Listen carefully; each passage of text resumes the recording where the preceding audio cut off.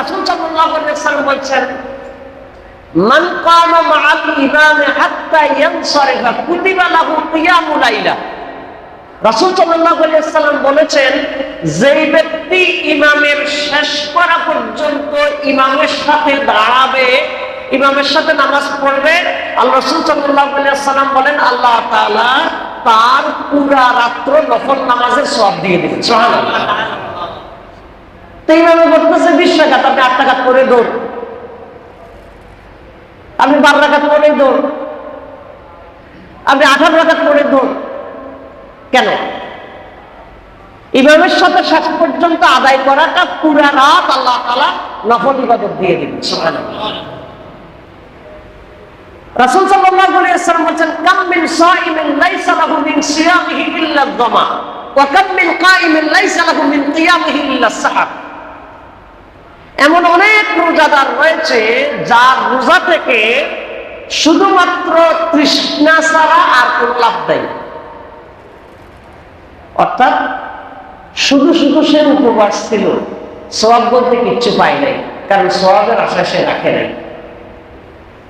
এমন অনেক রাত্রে দাঁড়িয়ে ইবাদতকারী আছে যার এই রাত্রি দাঁড়িয়ে ইবাদতের মধ্যে শুধুমাত্র তার ঘুম নষ্ট হলো, এছাড়া আর কোনো লাভ হয় নাই, কারণ সে এখান থেকে সওয়াব পায় নাই। নাউযুবিল্লাহ। আমরা কি এমন হতভাগা হতে চাই? তাহলে আমরা এটাকে কি করতে চাই? প্রাণবন্তভাবে আমরা এটাকে কাজে লাগাতে চাই।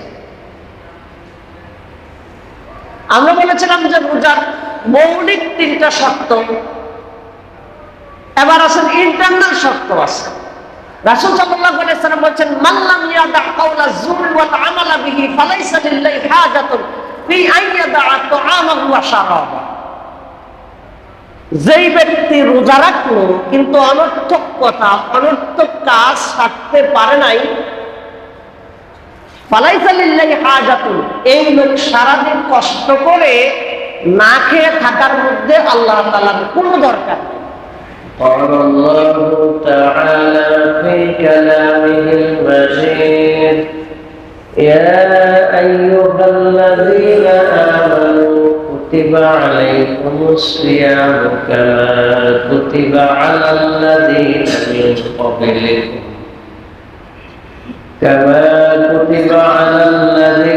من قبلكم لعلكم تتقون. وقال تعالى في آية أخرى شهر رمضان الذي أنزل فيه القرآن هدى للناس وبينات من الهدى والفرقان. قال رسول الله صلى الله عليه وسلم من صام رمضان إيمانا واحتسابا غفر له ما تقدم من ذنبه ومن قام رمضان إيمانا واحتسابا غفر له ما تقدم من ذنبه أو كما قال عليه الصلاة والسلام. وقال رسول الله صلى الله عليه وسلم من لم يدع قول الزور والعمل به فليس لله حاجة في أن يدع طعامه وشرابه أو كما قال عليه الصلاة والسلام. সম্মানিত মুসলিম ইমানদার মুসলমান ভাইয়েরা, মহান মালিক আল্লাহ রাব্বুল আলামিন আমাদেরকে আজকে পবিত্র রমাদান মাসে প্রথম জুমআতে সালাতুল জুমআ আদায় করার জন্য সমবেত হওয়ার সুযোগ দিয়েছেন যে মালিক, আমরা সবাই সে মহান মালিকের জন্য কালিমাতুশ শুকর আদায় করছি। আলহামদুলিল্লাহ আলহামদুলিল্লাহ হামদান কাসীরান তাইয়িবান মুবারাকান দুরূদ ও সালাম পেশ করছি মানবতার মহান শিক্ষক সাইয়্যিদুল মুরসালিন খাতামুল আম্বিয়া বিশ্বনবী মুহাম্মদুর রাসূলুল্লাহ সাল্লাল্লাহু আলাইহি ওয়াসাল্লাম। পৃথিবীর শুরু থেকে নিয়ে আজ পর্যন্ত যারা যেখানে ঈমানের সাথে পৃথিবী থেকে বিদায় নিয়েছেন, আল্লাহ তাআলার দরবারে তাদের সকলের জন্য জান্নাতের সুউচ্চ মর্যাদা কামনা করছি। আল্লাহুম্মা আমিন। সম্মানিত উপস্থিতি, আল্লাহ তাআলা পৃথিবীর সূচনা থেকে মাসের সংখ্যা নির্ধারণ করেছেন 12টি।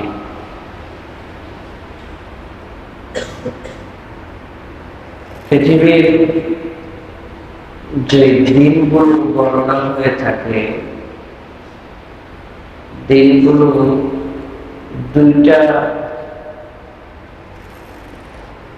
লক্ষ্যকে কেন্দ্র করে, দুইটা কেন্দ্র করে দিন গণনা হয়, সাল বছর গণনা করা হয়। একটা হলো সৌর বৎসর, আর একটা হলো চন্দ্র বৎসর। একটা হলো সূর্যের হিসাব, আর একটা হলো চন্দ্র চাঁদের হিসাব। যেভাবে হিসাব করা হোক, বছরের মাস হলো 12টি। বছরের মাস ইসলামের ইবাদত বন্দেগী গুলো, এগুলো চন্দ্রবর্ষের হিসাবের সাথে সম্পর্কিত। চন্দ্রবর্ষটা এটা নিয়মিতই ঘুরতে থাকে। সৌরবর্ষ হলো 365 দিনের এক বছর, আর চন্দ্রবর্ষ হলো 354 দিনের এক বছর। প্রতি 33 বছর সৌর বৎসরে চন্দ্রবর্ষ হয়ে যায় 34 বছর। বছরে 11 দিন করে বেশ কম হয়। যেমন এবার আমরা প্রথম রোজা রাখলাম 19 ফেব্রুয়ারি, ঠিক না? গত বছর আমরা প্রথম রোজা রেখেছিলাম সম্ভবত মার্চের 2 তারিখে। মার্চের 2 তারিখ। আগামী বছর প্রথম রোজা হয়ে যাবে ফেব্রুয়ারির 7-8 তারিখে। এভাবে বছরটা ঘুরতে থাকে। আরবি বছর এভাবে ঘুরার কারণে ইবাদত বন্দেগীগুলো আরবি বছরের সাথে রাখা, এটার একটা হিকমত আছে। আপনাদের এখানে আমরা আগেও বলেছিলাম, যেমন যদি এমন হতো যে জুলাই মাসের রোজা ফরজ,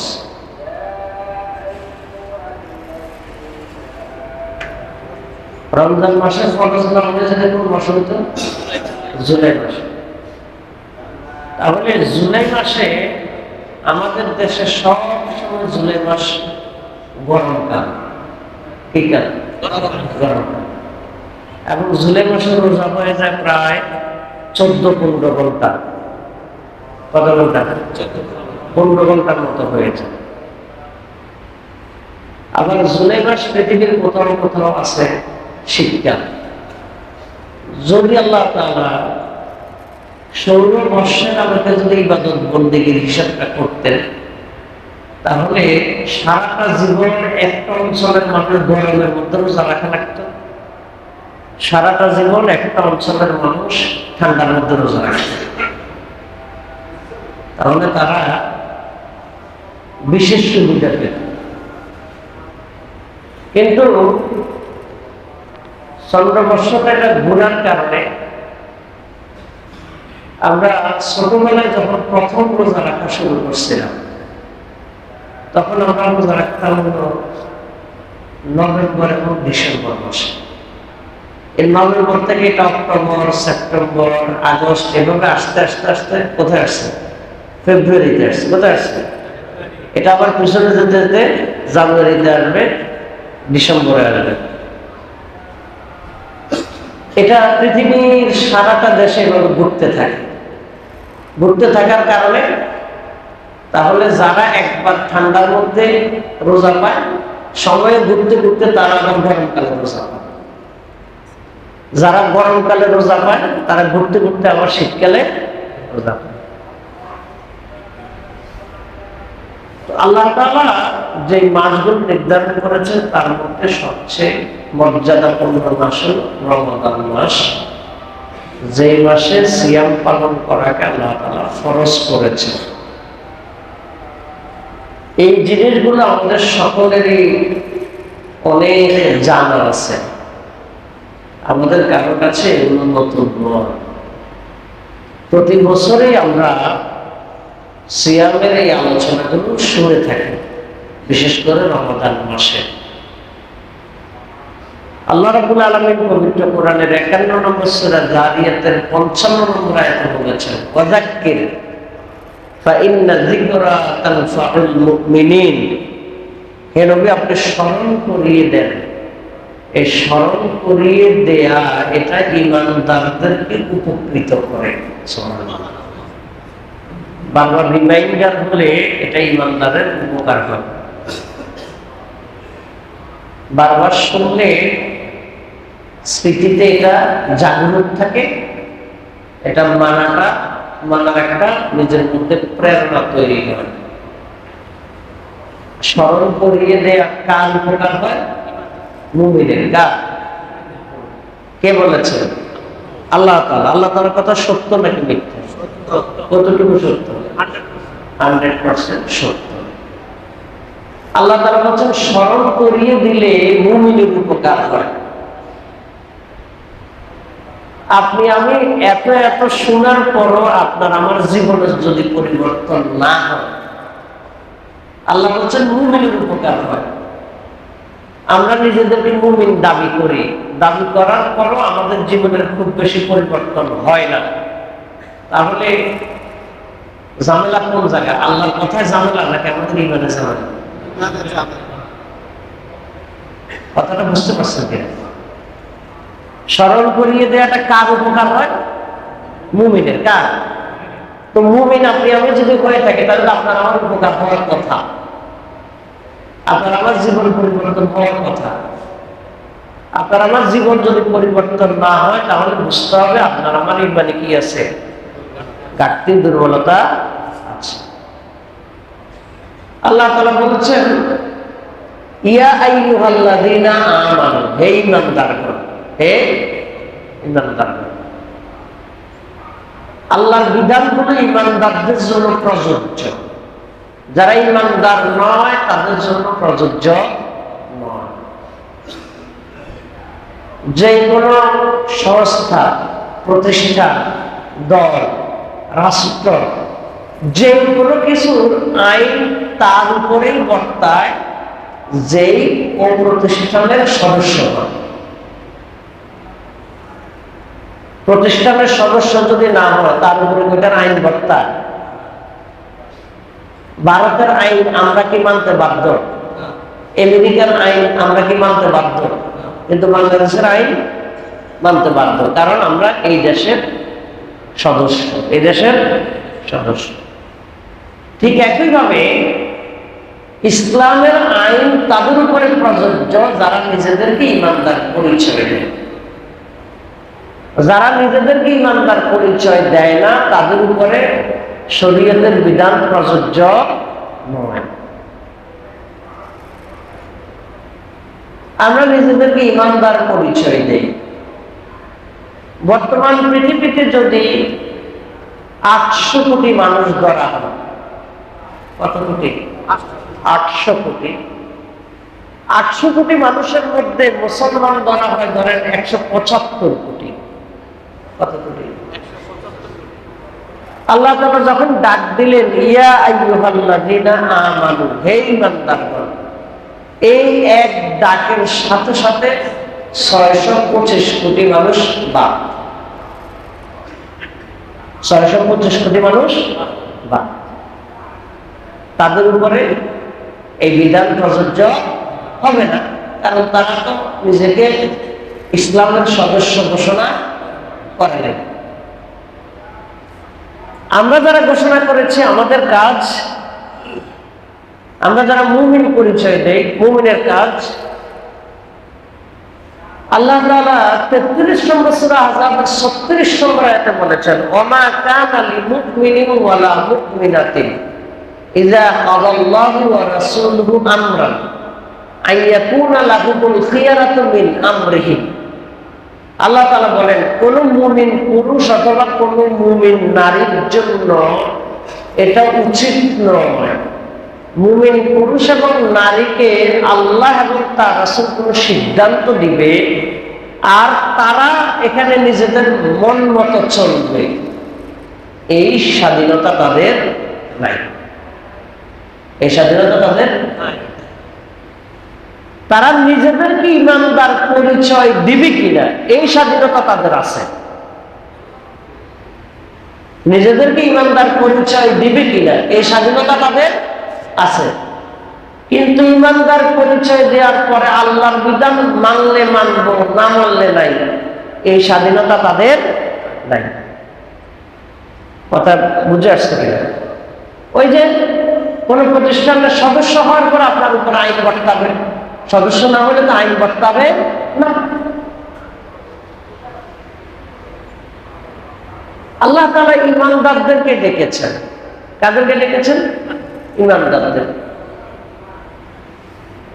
ডেকে বলেছেন, কুতিবা আলাইকুমুস সিয়াম, তোমাদের উপর রোজা ফরজ করা হয়েছে। কামা কুতিবা আলাল্লাযীনা মিন ক্বাবলিকুম, যেমন ভাবে ফরজ করা হয়েছিল তোমাদের পূর্ববর্তীদের উপরে। লাআল্লাকুম তাত্তাকুন, আশা করা যায় তোমরা তাকওয়া অর্জন করবে, আল্লাহর ভয় অর্জন করবে। সিয়াম, সিয়াম শব্দের অর্থ হলো বিরত থাকা। সিয়াম শব্দের অর্থ কি? বিরত থাকা। বিরত থাকা। কিসের থেকে বিরত থাকা? সুবহে সাদিক থেকে নিয়ে শুরু করে সূর্যাস্ত পর্যন্ত এই নির্ধারিত সময়ে নির্ধারিত কিছু কাজ থেকে বিরত থাকার নাম সিয়াম। সিয়াম মানে বিরত থাকা। আপনি নামাজ পড়লেন না, একজনে জিজ্ঞাসা করলো আপনি তো নামাজ পড়লেন না, আপনি বললেন যে সিয়াম শব্দের অর্থ বিরত থাকা, আমি নামাজ থেকে এখন বিরত আছি, হবে না। আপনার গুরুত্বপূর্ণ কাজে ধরেন সিলেট যাওয়া দরকার, এখন আপনি সিলেট যাচ্ছেন না, কেন যাচ্ছেন না? আপনি বলতেছেন যে সিয়াম শব্দের অর্থ বিরত থাকা, আমি তো রোজা রেখেছি, এজন্য আমি সিলেট সফর থেকে বিরত আছি, হবে এটা?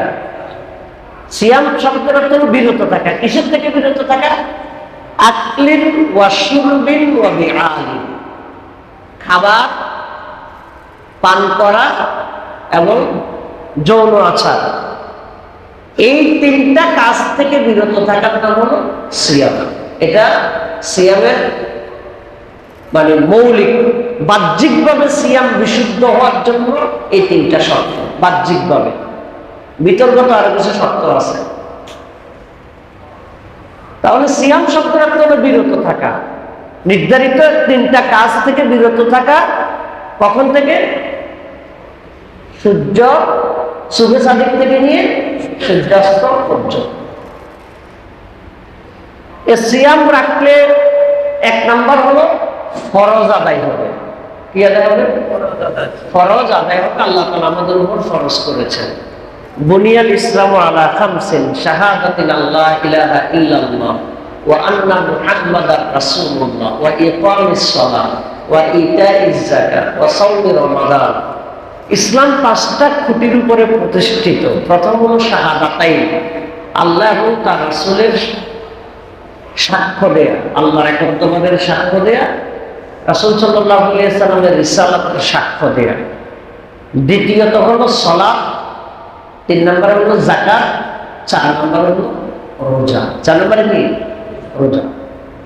তাহলে এটা ইসলামের 5টা খুঁটির একটা গুরুত্বপূর্ণ খুঁটি, গুরুত্বপূর্ণ খুঁটি। আমরা যদি সিয়াম পালন করি তাহলে এই আল্লাহর ফরজটা আমাদের আদায় হবে।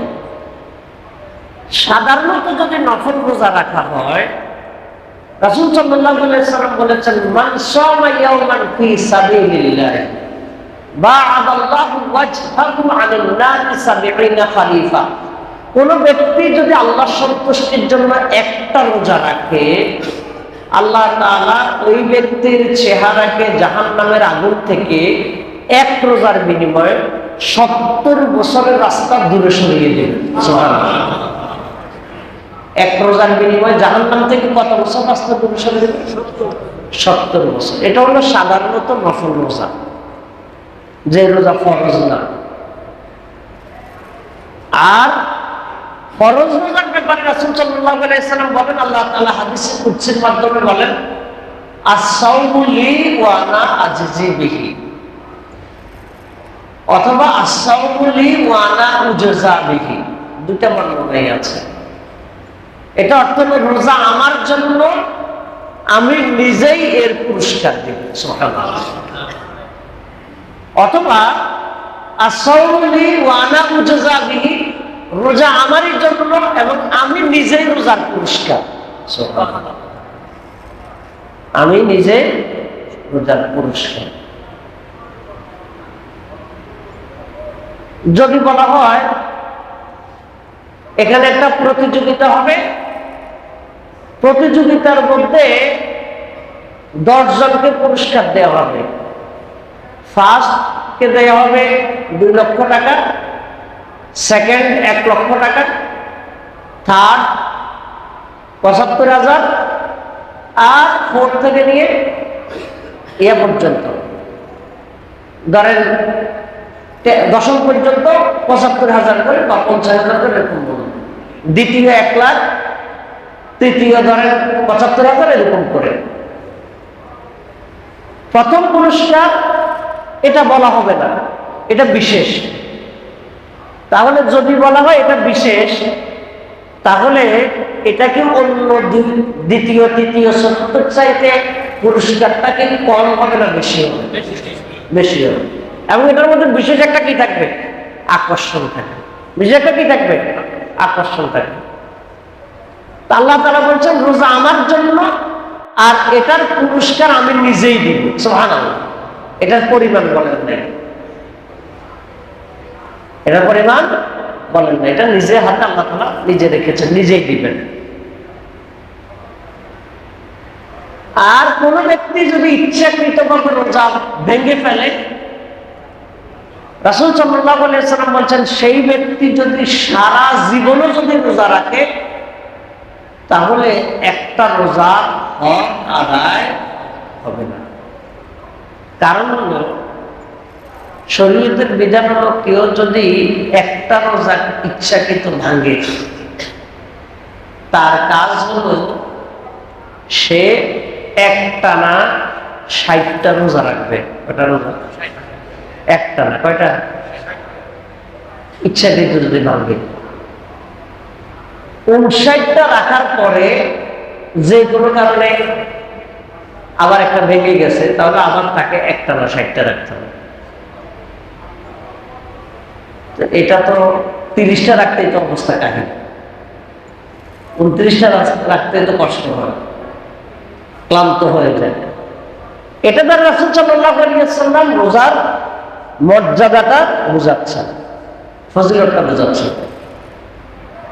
তাহলে সিয়াম শব্দের অর্থ হলো বিরত থাকা, নির্ধারিত খাবার, পান এবং যৌন আচরণ থেকে বিরত থাকা। এটা হলো রোজা মিনিমাম শর্ত। রাসূল সাল্লাল্লাহু আলাইহি ওয়াসাল্লাম বলেন, মান সামা রমাদান ঈমানান ওয়া ইহতিসাবা গুফিরা লাহু মা তাকাদ্দামা মিন যামবি। যেই ব্যক্তি ঈমানের সাথে, কিসের সাথে? যেই কোনো আমলের জন্য এক নাম্বার ঈমান জরুরি। এক নাম্বার কি জরুরি? এটা লাগবেই।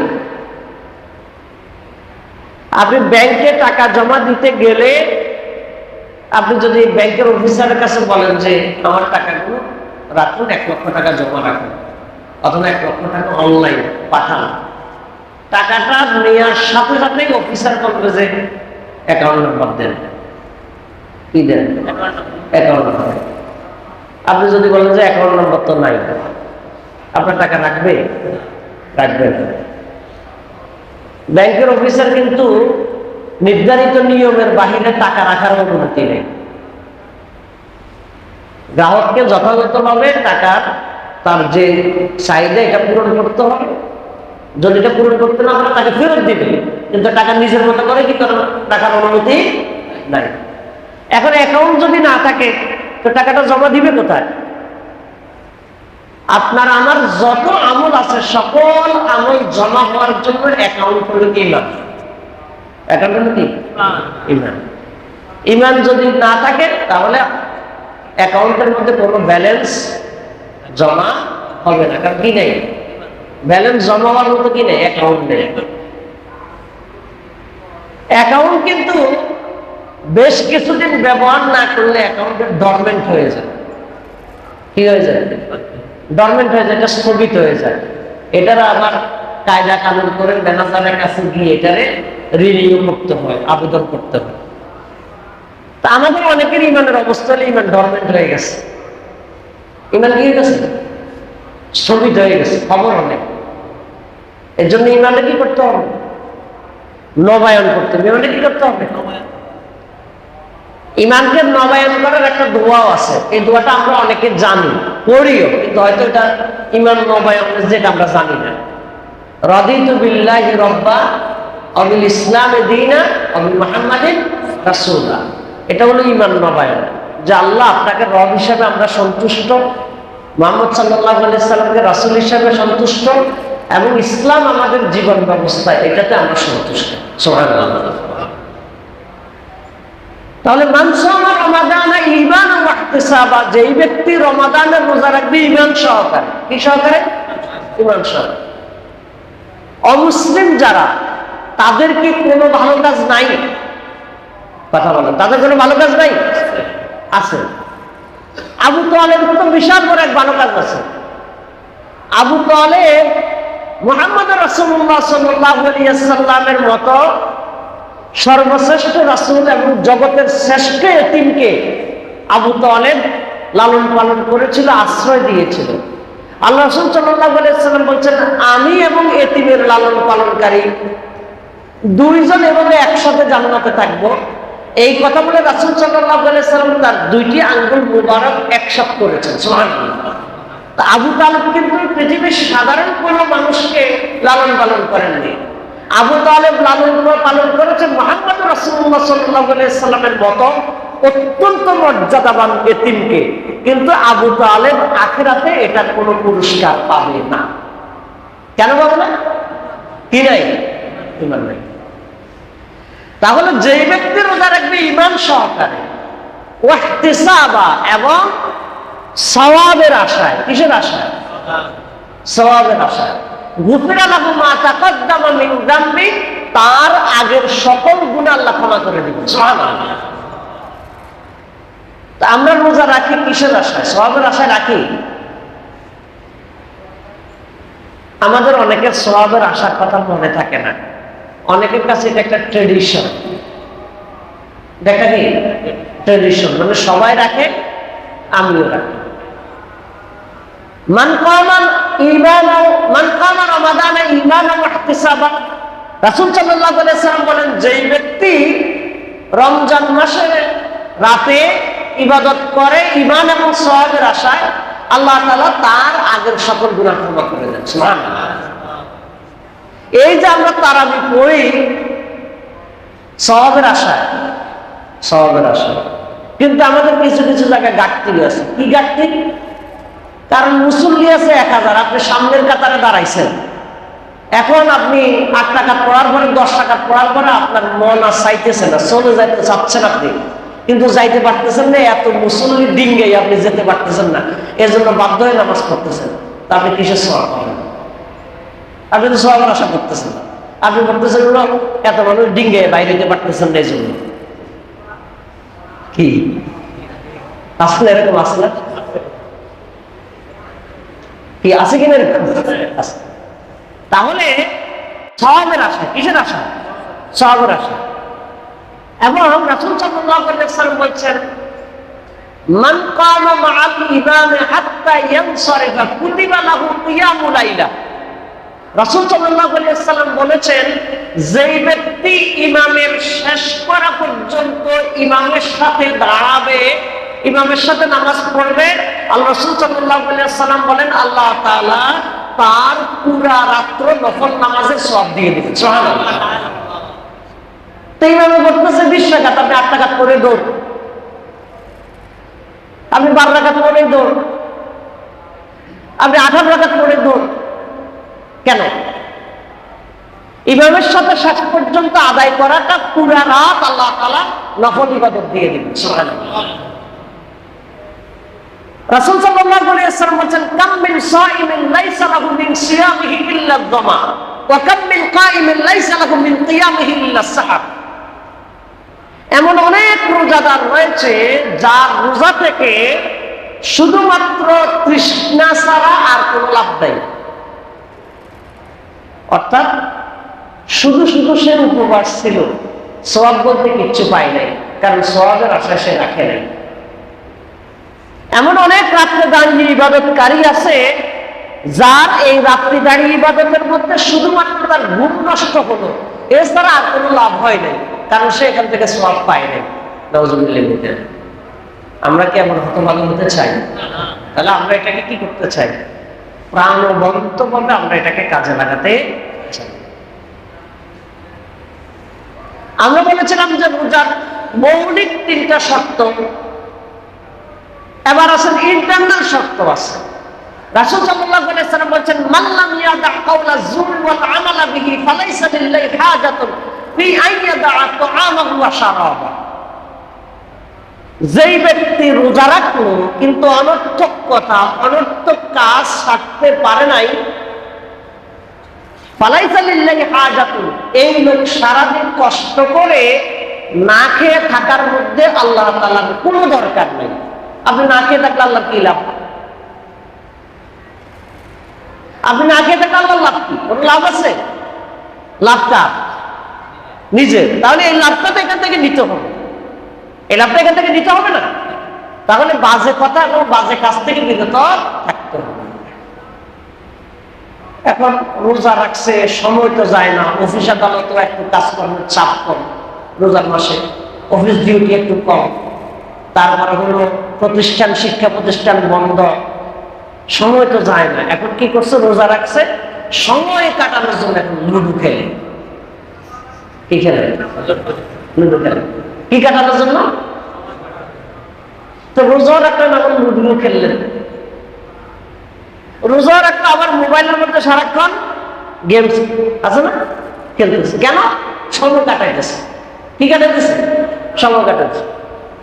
তো গেম খেলা, লুডু খেলা, এভাবে বাজে কাজ, অনর্থক কাজ করে অযথা গল্প, আড্ডা, গীবতের আড্ডা তো আছে, এগুলো করে যদি রোজা রাখা হয়, এই রোজা রাখার মধ্যে আল্লাহ তাআলার কোনো ফায়দা নাই। তাহলে রোজা শুধুমাত্র নামে রাখলে হবে না, এটার যথাযথ হক আদায় করতে হবে। এই রমাদান মাসটা হলো কোরআন নাজিলের মাস। আল্লাহ তাআলা 2 নম্বর সূরা বাকারা 185 নম্বর আয়াতে বলেছেন, শাহরুর রমাদান আল্লাযী উনজিলা ফীহিল কুরআন হুদাল লিন-নাস ওয়া বাইয়িনাতুম মিনাল হুদা ওয়াল ফুরকান। আল্লাহ তাআলা বলেন, রমাদান মাস হলো এমন এক মাস যেই মাসে কোরআন নাজিল করা হয়েছে। এই কোরআন হলো মানুষের জন্য হেদায়েত, হেদায়েতের সুস্পষ্ট বর্ণনা, এবং কোরআন হলো সত্য এবং মিথ্যার মাঝখানে পার্থক্যকারী।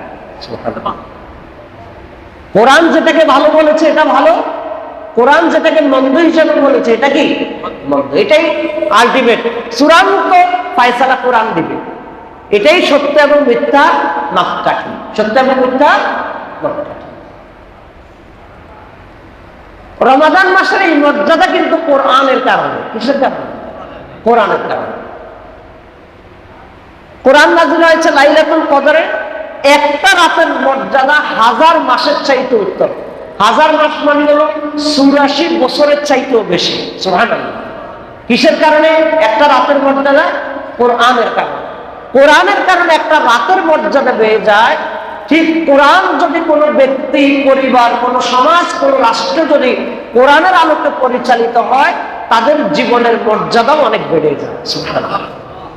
কিন্তু দুর্ভাগ্যজনক হলো আমরা কোরআনকে এখনো আমাদের জীবনের মর্যাদার বিষয় হিসাবে আমরা অনেকে গ্রহণ করতে পারি নাই।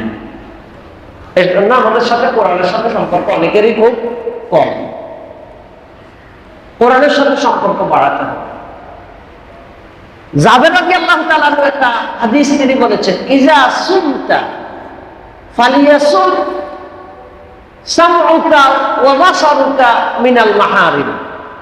যখন তুমি রোজা রাখবে তখন যেন তোমার কান এবং চোখ এগুলো রোজা রাখে। কান এবং চোখও যাতে কি রাখে? রোজা রাখে। মিনাল মাহারিম কোথায় থেকে? মিথ্যা থেকে। কোথায় থেকে? হারাম থেকে। কিসের থেকে? হারাম থেকে। রোজাও রাখলাম, আবার কানের মধ্যে ইয়ারফোন লাগাইয়া সমানে গান শুনতেছি, বাদ্য শুনতেছি, রোজাও রাখলাম। রোজা রাখলাম, আবার মোবাইলের মধ্যে বিভিন্ন ধরনের অশ্লীল, অবৈধ, উলঙ্গ, অর্ধ উলঙ্গ দৃশ্য দেখলাম, দেখে তৃপ্তি দিচ্ছি, অথচ রোজা রাখলাম। তাহলে এটা রোজা হলো না। তাহলে রোজা রাখলে নিজের চোখ এবং কানকে হারাম কাজ থেকে বিরত রাখতে হবে। ওয়া লিসানুকা মিনাল কাযিব, জিহ্বাকে মিথ্যা থেকে হেফাজত করতে হবে। জিহ্বাকে মিথ্যা থেকে হেফাজত করতে হবে। ওয়াদা আযাল কাদিম, আপনার আমার অধীনস্থ যারা আছে তাদের কষ্ট কমিয়ে দিতে হবে। তাদের কষ্ট কমিয়ে দিতে হবে। অন্য সময় ডিউটি যদি 8 ঘন্টা থাকে, রোজার মাসে একটু কমিয়ে দিতে হবে। অন্য সময় একটা কাজ যদি কমতি হয়ে যায়, রোজার মাসে কিছুটা কি দিতে হবে? এটাকে ছাড় হিসেবে গ্রহণ করতে হবে। এটা একটা রোজার শিক্ষা। এরপরে হলো ওয়ালিয়াকুন আলাইকা ওয়াকারুন, এবং তোমার নিজের মধ্যে থাকা উচিত দৃঢ় স্থিরতা। কি থাকা উচিত? রোজা রাখা না দিন আর রোজা রাখার দিন একই রকম যদি হয়ে যায়, বাহ্যিকভাবে যদি একটা পার্থক্য যদি না বোঝা যায়, তো রোজা রাখলাম যেটা বোঝা গেল কি? ওয়ালা তাজআল ইয়াওমা সাওমিকা ওয়া ইয়াওমা ফিত্রিকা সাওয়া, এবং তোমার রোজা রাখা দিন আর রোজা না রাখা দিন যাতে একরকম না হয়। কথা বুঝে আসছে? রোজা রাখা দিন আর রোজা না রাখা দিন যাতে কি না হয়? একরকম না হয়। তার মানে রোজা রাখলে কি হবে? একটু দায়িত্বশীলতা, দৃঢ় স্থিরতা, তারপরে অন্যের প্রতি সহমর্মিতা, ছাড় দেয়া, এগুলো নিজের মধ্যে কি থাকতে হবে? অনেক বেশি করে থাকতে হবে। এভাবে যদি আমরা রোজা রাখতে পারি, আল্লাহ রাসূল সাল্লাল্লাহু আলাইহি ওয়াসাল্লাম বলেছেন, আস-সাওমু যুন্নাতুম মিনান নার, এই রোজা বান্দার জন্য জাহান্নামের আগুন থেকে বাঁচানোর জন্য এটা ঢাল হিসাবে ভূমিকা পালন করেছে। কি হিসাবে? ঢাল। ঢাল তো বুঝেন না? তলোয়ার তো তলোয়ার। ঢাল হলো ওই যে দেখবেন পুলিশেরা মারার আগে ওই যে কি বলে যে টিয়ারশেল মারে অথবা অন্য কিছু মারে, মারার সময় নিজেদের হাতে একটা কি থাকে? আত্মরক্ষার জন্য একটা ঢাল থাকে। একটা কি থাকে? ঢাল থাকে। এই রোজা হলো বান্দাকে জাহান্নামের আগুন থেকে ঢালের মতো করে রক্ষা করবে, যদি রমাদানের হক আমরা যথাযথভাবে আদায় করতে পারি। আর যদি যথাযথভাবে আদায় করতে না পারি, তাহলে তো ওই যে রোজা রাখা হবে 2 টাকা, রোজা রাখা হবে রাত্রে দাঁড়িয়ে শুধুমাত্র ঘুম নষ্ট করা। আল্লাহ রাসূল সাল্লাল্লাহু আলাইহি ওয়াসাল্লাম বলেন আসিয়ামু ওয়াল কুরআন ইয়াশফাআনি লিরাব্বি ইয়াউমাল কিয়ামah। রোজা এবং কোরআন এই দুইটা কিয়ামতের দিন বান্দার জন্য আল্লাহর দরবারে সুপারিশ করবে। সুবহানাল্লাহ। রোজা বলবে আল্লাহ আমি তাকে সারাদিন না খাইয়ে উপবাস অবস্থায় রেখেছি, আর কোরআন বলবে আল্লাহ সে রাত্রে দাঁড়িয়ে দাঁড়িয়ে আমাকে তেলাওয়াত করেছে, আমাকে শুনেছে, আমার প্রতি বিশেষ মর্যাদা স্থাপন করেছে। এই রোজা এবং কোরআন দুইটা যখন আল্লাহর কাছে সুপারিশ করবে, আল্লাহ তাআলা রোজা এবং কোরআনের সুপারিশ বান্দার জন্য গ্রহণ করবেন। তো আসুন আমরা আমাদের রমাদানকে প্রাণবন্তভাবে কাজে লাগাই। রমাদান যাতে অন্য সময়ের মতো না হয়, আমাদের কথাবার্তা আচার আচরণের মধ্যে যাতে সহনশীলতা আসে, এবং এই রমাদান শিক্ষা নিয়ে আমরা যাতে বাকি 11 মাস যাতে চলতে পারি, এই কথাগুলো ইমানদার হিসেবে আমাদেরকে যেন অনুপ্রাণিত করে, আমাদেরকে যেন উপকৃত করে। আল্লাহ তাআলা আমাদের সবাইকে রমাদান থেকে এই শিক্ষা নেওয়ার তৌফিক দান করুন। আল্লাহুম্মা আমিন। সুবহানাকা আল্লাহুম্মা বিহামদিকা আশহাদু আল্লা ইলাহা ইল্লা আনতা আস্তাগফিরুকা ওয়া আতুবু ইলাইক। আসসালামু আলাইকুম ওয়া রাহমাতুল্লাহি ওয়া বারাকাতুহু।